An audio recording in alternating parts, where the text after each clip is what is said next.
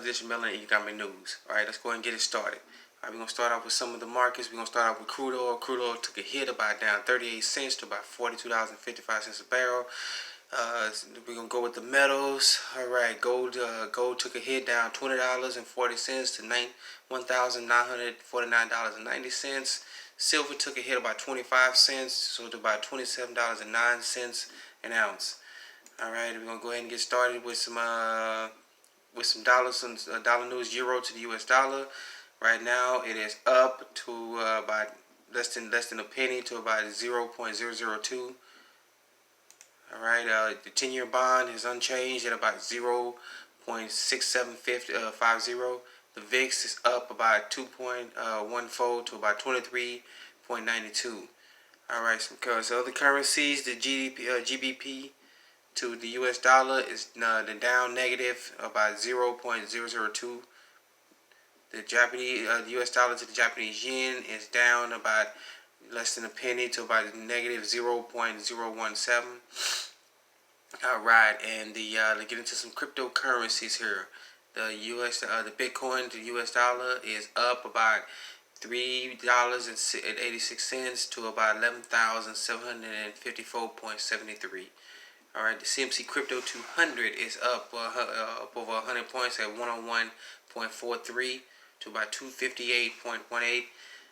Some other markets, the FTSE 100 is in the negative 53.79.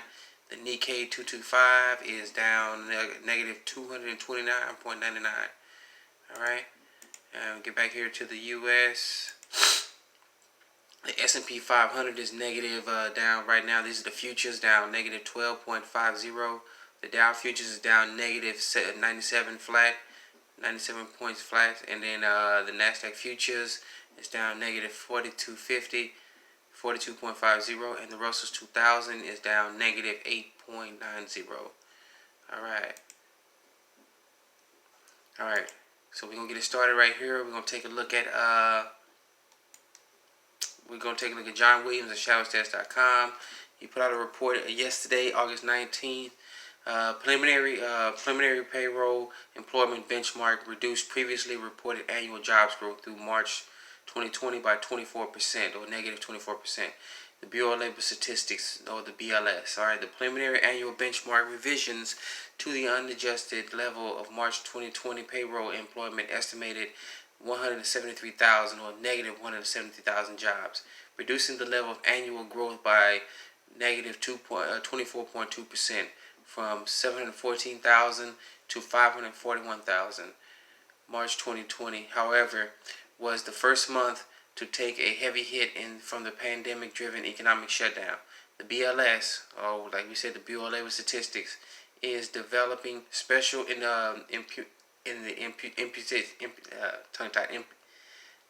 imputations to estimate what was not reported, and further revisions are likely. So we reported that again. They come out with one number, and then they come out with another number, the revised real numbers, about a few months later. Sometimes it takes a few weeks to a few months later to come out with the real number when nobody's really paying attention. Alright? The largest downside revisions were to employment in professional, business, education, health services, and retail and wholesale trade. Upside revisions were seen in transportation, warehousing, government, financial activities, and leisure and hospitality. Alright? So we're looking at here about the preliminary and payroll employment. They revising the numbers down as we speak now. They put the numbers out in March, and then expect to see the numbers coming out soon about the numbers in March. They're not going to tell you the March numbers wrong. They're just going to tell you that it was revised down. Alright, the revision numbers. Alright.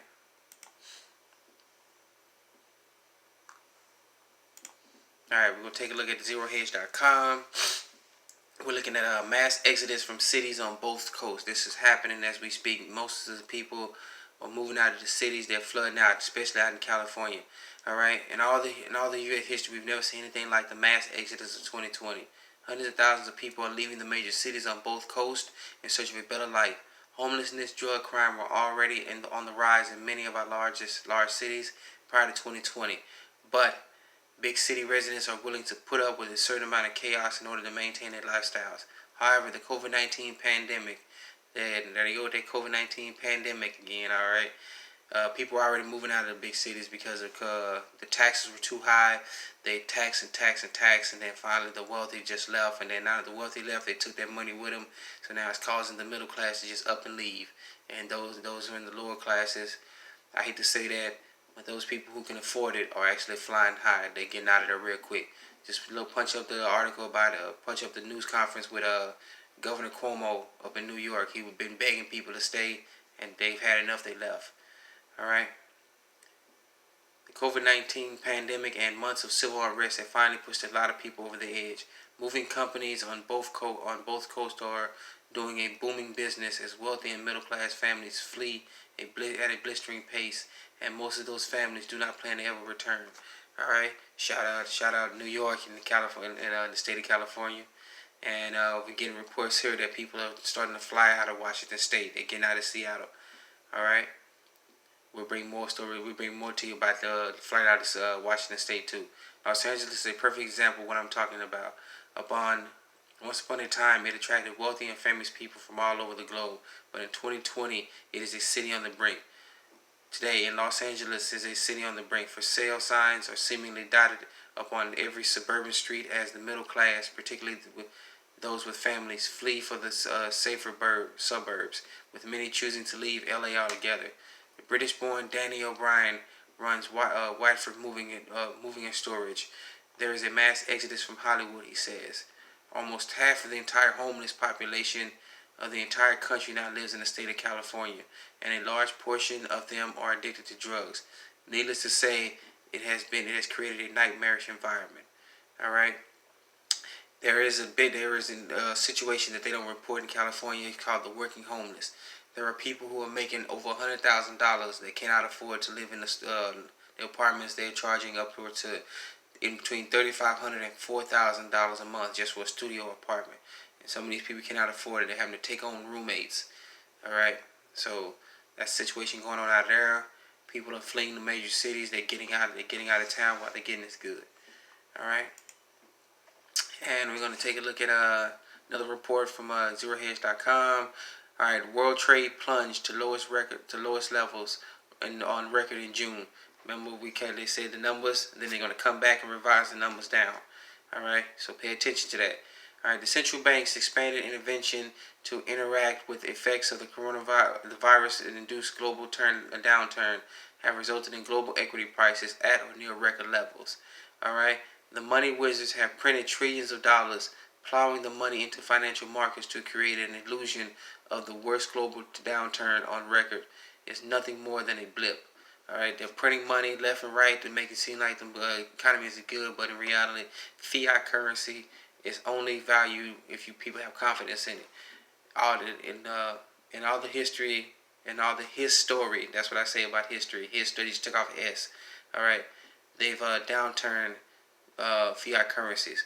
Eventually, all fiat currencies return to their intrinsic true value, which is zero. It's worth nothing. All right. However, we continue with the story. However, the World Trade Organization, or WTO, Goods Trade Barometer registered a record low in June, confirming the decline in the global merchandise trade in 2020, suggesting the recovery phase remains challenging. All right. Additional indicators point out a partial uptick in world trade and output in the third quarter, but the strength of any such recovery remains highly uncertain.